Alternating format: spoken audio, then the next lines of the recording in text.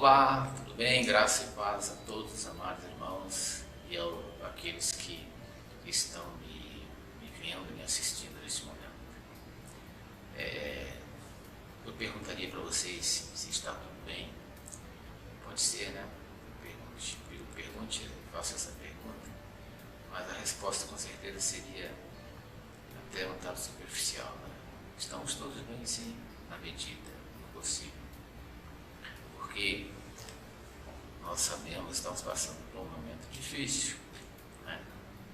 Não se fala em outra coisa, a não ser nesse vírus, né? Essa doença aí que atua em escala global e principalmente no nosso país.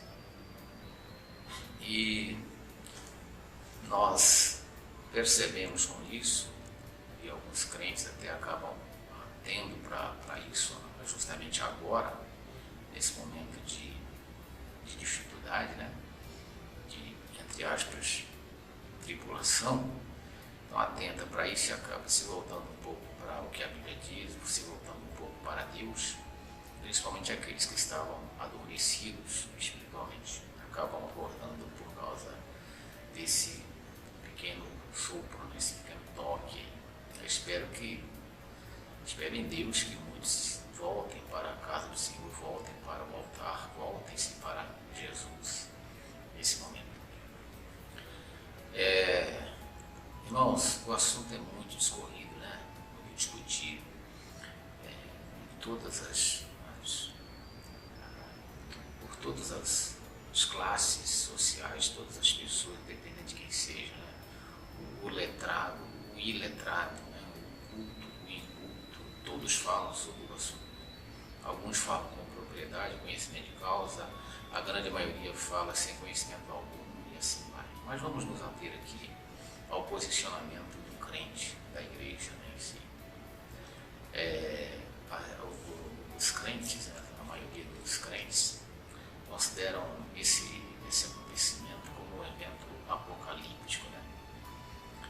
O sujeito tem Bíblia em casa, leva a Bíblia para a igreja, mas se for pensar, há anos ele jamais leu uma página do Apocalipse, né? Porque a igreja onde ele congrega o conduz a ler versículos isolados e que ele gostaria muito de ouvir para poder alimentar sua esperança naquilo ali, de alguma forma ser até ludibriado, enganado com relação àquilo que ele está lendo, para que ele possa, enfim, dar algo em troca à instituição onde ele se encontra. Essa é a verdade, né? Não são todas, óbvio. Eu não seria tolo aqui dizer que são todas as igrejas, não, absolutamente. Isso não posso generalizar. Tem muito pastor sensato e que é realmente pastor, né? É pastor de ovelha. Ele não arranca a lã da ovelha, ele trata da ovelha, né? Claro, graças a Deus por isso, louvor ao Senhor por isso. Mas a maioria dos crentes estão falando aí sobre evento apocalíptico. Eu quero dizer a você que nós realmente estamos na reta final, a igreja está na reta final aqui nessa terra.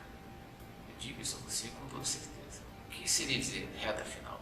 Ora, tudo que nós estamos vivendo, hoje principalmente, e não somente de hoje, dessa semana, do mês passado, do ano passado, mas de tempos atrás, de muito tempo atrás, vou dar umas datas aqui para você, nós estamos vivendo a reta final da igreja na terra.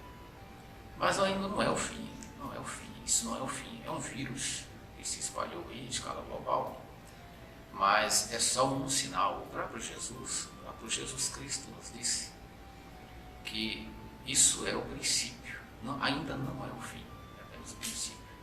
E esse vírus aí, ele é só a pontinha do iceberg do que está por vir. Se você examinar, meu irmão, examine a palavra de Deus, leia Apocalipse capítulo 6, 7, 8, 9, 10, você vai perceber lá nós temos 7 selos que serão abertos. Veja, observe os flagelos que virão sobre a terra naquele tempo. Depois dos 7 selos você tem as 7 taças. Depois das 7 taças você tem as 7 trombetas. Então, meu irmão, leia a palavra de Deus, examine a Escritura. Você será um crente saudável e ponderante. Olha, vamos falar um pouquinho aqui sobre esse assunto, mas com muita seriedade e sensatez. Não é? O que vivemos hoje é o seguinte: as igrejas, o crente está muito mal acostumado, né, evidentemente, a ouvir pregações triunfalistas, né? O que é uma pregação, a palavra triunfalista? É você dizer, não, eu posso tudo, eu consigo tudo, né? O que eu quiser eu consigo, o que eu buscar eu alcanço, onde eu bater se abre, coisa e tal. Então, o sujeito ouve isso na reunião, na instituição onde ele participa, e acaba alimentando esse tipo de triunfalismo na sua vida. Eu quero te dizer uma coisa: esse negócio de triunfar, de triunfalismo, dentro da igreja, na nossa ambiência de humanos aqui na Terra, isso não é de Deus, nunca foi. Você é um triunfalista, você é um crente triunfalista, então você não é discípulo de Jesus. Triunfar, adquirir, sabe? O ano de Abraão, o ano de Davi, o ano de Salomão, o ano de não sei quem, o ano de Elias, o ano da colheita, o ano da conquista. Conquista. Você fala em conquistar. Conquistar o quê? Conquistar territórios, conquistar coisas. Então você não é discípulo de Jesus. Você é discípulo de Gengis Khan, um conquistador. Você é discípulo de Alexandre o Grande, um grande conquistador. Conheci um conquistador maior que Alexandre o Grande. Você é discípulo o cara que sabe, percorreu terras e conseguiu para si grandes propriedades, invadiu lugares, venceu guerras, conquistadores. Você é discípulo desses caras, discípulo de Nero, discípulo de Herodes, discípulo de Napoleão, sabe? Você não é discípulo de Jesus. Então para com esse negócio de triunfalismo. Né? Coloca o ano de Hitler, coloca o ano de Nero, coloca o ano de Alexandre o Grande. Pega melhor, combina melhor, não com Cristo. O apóstolo Paulo, os discípulos, os apóstolos, nenhum deles teve esse tipo de pregação, de triunfalismo. O que eles queriam triunfar era no reino. O triunfo deles era acrescentar ao reino de Deus, no futuro, que o reino ainda não foi estabelecido, será. Então, Paulo, quando falava sobre triunfo, quando ele falava sobre o assunto, ele dizia, olha, eu vou para Roma, vou para Jerusalém, eu sei muito bem o que me espera lá. Vão me bater, vão arrebentar comigo, serei todo atrofiado. Vão me jogar na praça pública, passarei por situações de ignomínia, de vergonha pública. Mas uma coisa eu sei, farei o que o Espírito Santo está mandando eu fazer, porque uma porta boa e oportuna me abre, está sendo aberta para mim, e os meus inimigos são muitos. Mas não para conquistar território, não para conquistar locais para construções de grandes templos, para ampliar fronteiras para si próprio, para colocar o seu nome no futuro numa lápide, para ser lembrado como um grande conquistador. Não. Esses homens eram discípulos de Jesus. A conquista dele se resumir em conquistar almas, pessoas, salvar pessoas em nome de Jesus. Então, para com esse negócio de triunfalismo, meu irmão. Você está aí doido para ter poder para transformar pedra em pão. Está doido aí para receber poder, para subir no pináculo do templo, pular de lá e não sofrer dano algum na terra, sabe por quê? Porque está escrito lá no Salmo 91, você lê, você acha que é assim. Deus não vai te dar poder para transformar pedra em pão, coisíssima nenhuma. Porque se você tiver esse poder, você vai ser um ser humano arrogante, intragável, um ser humano idiota. Sabe? Olhar para você se apresentar e dizer assim, sabe quem eu sou? Você sabe com quem você está falando? Eu sou o cara que transforma pedra em pães. Né? Eu sou o cara que pulou daquele prédio de 20 andares e cai ileso no chão, porque os anjos do Senhor me ampararam. Né? Você viu na TV, saiu de todas as revistas. Imagina o ser humano que você seria. Eu não quero poder para isso. Deus me livre de um poder desse. Deus me livre de ter uma autoridade dessa. Não quero. De jeito nenhum, porque se eu tiver, eu sei muito bem o ser humano que eu vou me tornar. Então, querido, examine a Escritura e seja humilde nesse momento. E sensato, vamos tratar com sensatez esse assunto, esse vírus maligno que se espalha. Mas não é o fim, nem é apocalíptico. É só um princípio, começo de algumas dores que as pessoas vão ter. Quantas pessoas estão chorando hoje aí, perderam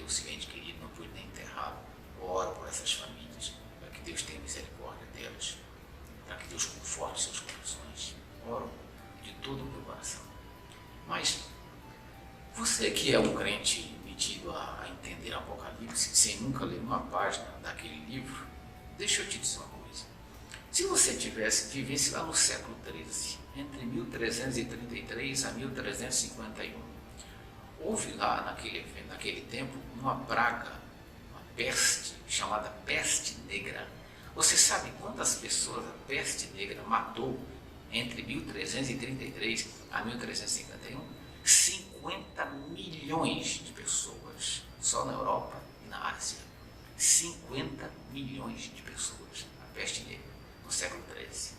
Então, se você vivesse naquela época lá, você ia escrever um livro sobre o Apocalipse.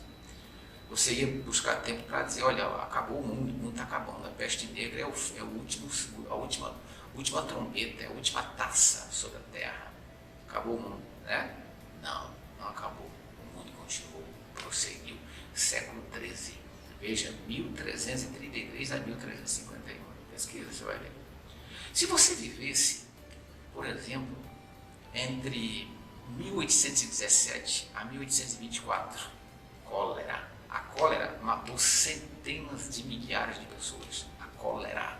Centenas de milhares de pessoas. Imagine você ter mentalidade de fatalidade, mentalidade fatalística, de apocalíptica, né? Você vivendo nessa época em que a cólera matou centenas de milhares de pessoas, 1817 a 1824. Vamos para 1850 a 1950, um período de 100 anos, a tuberculose. Você sabe quantas pessoas a tuberculose matou? 1 bilhão de pessoas. É a China toda. É como se a China toda desaparecesse do planeta. Virasse um país fantasma, todos mortos. 1 bilhão de pessoas e continua matando. A tuberculose continua matando, se não for cuidado. Isso em 1850 a 1950, em 100 anos. Aí você, vivendo nesse período, você seria o quê? Um crente apocalíptico, um crente fatalista. Vamos também para o tempo de 1896 para 1980. 1896 a 1980, varíola. Sabe quantas pessoas a varíola matou nesse período? 300 milhões de pessoas. 300 milhões de pessoas a varíola matou nesse período. 1896 até 1980, aí atrás. Você nesse período seria o quê? Um crente fatalista, um crente apocalíptico. Deu para entender?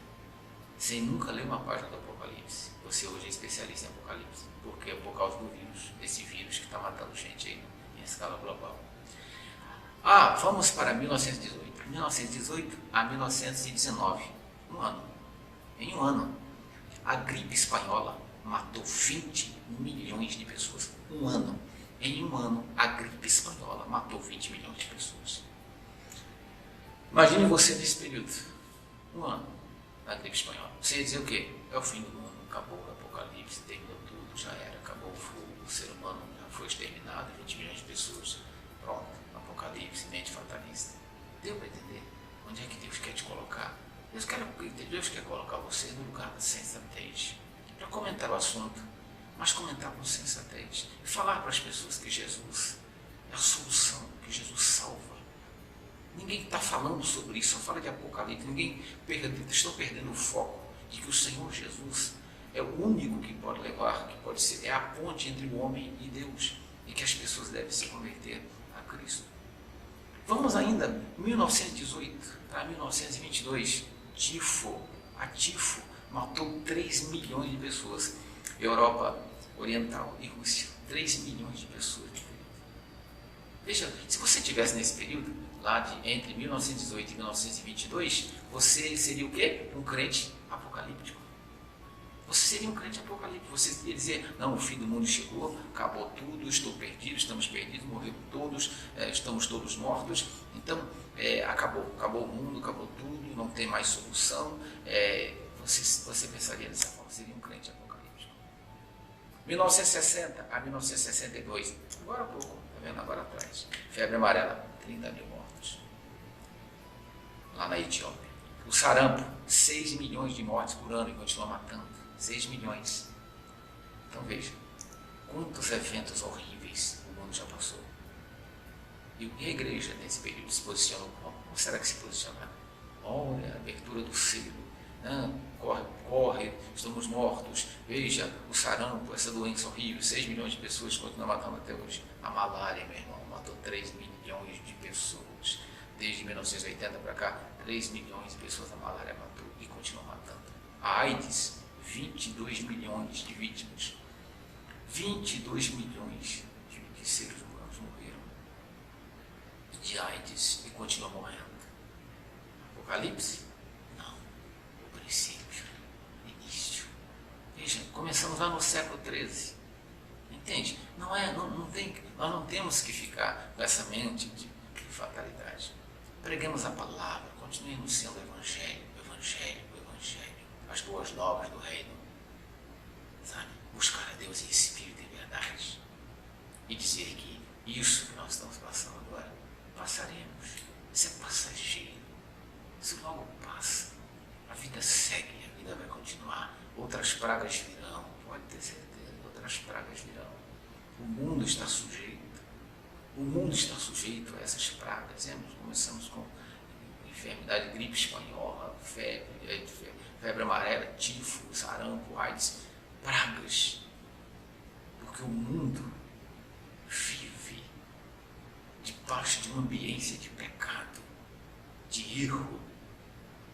O mundo vive debaixo da condenação do pecado. É por isso que existem todas essas tragédias. Todo esse mal se abate sobre a humanidade por causa do pecado.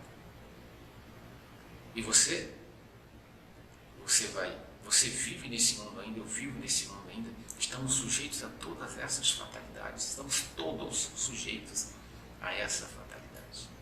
Ô irmão, não seja apocalíptico sem nem sequer ler uma página do Apocalipse. Primeira Guerra Mundial, quantas pessoas morreram? Milhares, milhares, milhares. Segunda Guerra Mundial, quantas pessoas morreram? Se você estivesse lá, você ia dizer o quê? O Apocalipse é o fim do mundo, é a Guerra Mundial. Um cara matou, um tal de Hitler, matou 6 milhões de judeus. Lembra do Holocausto? 6 milhões, só judeus, fora as outras etnias. Ele queria fazer uma limpeza étnica no mundo. E focou em Israel, focou nos hebreus, 6 milhões de judeus. E não foi colocar na parede e fuzilar, não. Foi com requinte de altíssima crueldade, sem dó nem compaixão. Homens, judeus, homens, mulheres e crianças eram jogados em valas, agonizando, mortos, vivos, um sobre o outro. E fazia aquela montanha de gente, da altura de um prédio de 20 andares. Depois gasolina ou um inflamável era jogado sobre os corpos e ateava o fogo. A fumaça dos corpos se queimando subia e chegava até o mais alto céu. Dava para ver, a NASA disse que dava para ver da Lua. Um fumaceiro de corpos de judeus sendo queimados, o Holocausto. A igreja não fala sobre isso, né? Onde estava a igreja na Segunda Guerra Mundial? Estava falando sobre o quê? Estava escrevendo sobre o Apocalipse? Não. Estava dizendo que Hitler era o anticristo? Não. Mas nem nos porões não diziam. Sabe por quê? Porque a igreja se calou naquele tempo. Repare se Hitler perseguiu a igreja. Veja se Hitler matou crente, matou cristão. Não. Sabe por quê? A igreja se calou. Quando não se calava, se aliava. Entende? O mundo vive debaixo de uma esfera de pecado. Por isso, todas essas fatalidades, todas essas pragas vêm sobre o mundo por causa do pecado. Estamos sujeitos. Eu estou sujeito, você está sujeito, você está sujeita a pegar essa enfermidade, a ter essa doença. Não lava a mão não para ver. Álcool em gel, sabão. Não lava direito não para ver se você não pega. Não adianta aceitar vencer com o bíblico. Meu querido, se cuida. Ore, se converta se você ainda não é convertido.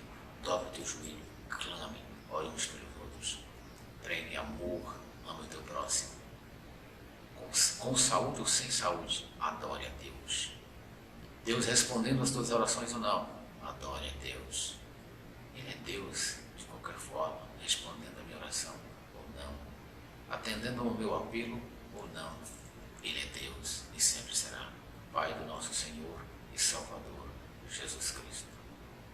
Converta-se Aproveita aí, ó, nesse momento que você está em casa, nessa tal de quarentena, leia a Bíblia, leia, examine as Sagradas Escrituras. Pelo menos agora você tem a oportunidade de que quem vai te orientar é o Espírito Santo na leitura da palavra. Não vão enfiar dentro da tua mente versículos isolados de triunfalismo barato. Querido, é tempo de buscarmos a Deus. Sempre foi, mas agora mais ainda, porque o relógio de Deus vai badalar, vai bater meia-noite. E você, se não estiver debaixo da potente mão de Deus, se você não estiver ligado ao corpo de Cristo Jesus, não há nenhuma possibilidade de salvação para você. Arrependa-se e creia no Evangelho. Aproveite e leia Atos dos Apóstolos, capítulo 4, versículo 12. Ali está escrito quem é o responsável e o único que pode nos levar a Deus. O único que pode nos proporcionar salvação. Que Deus te abençoe.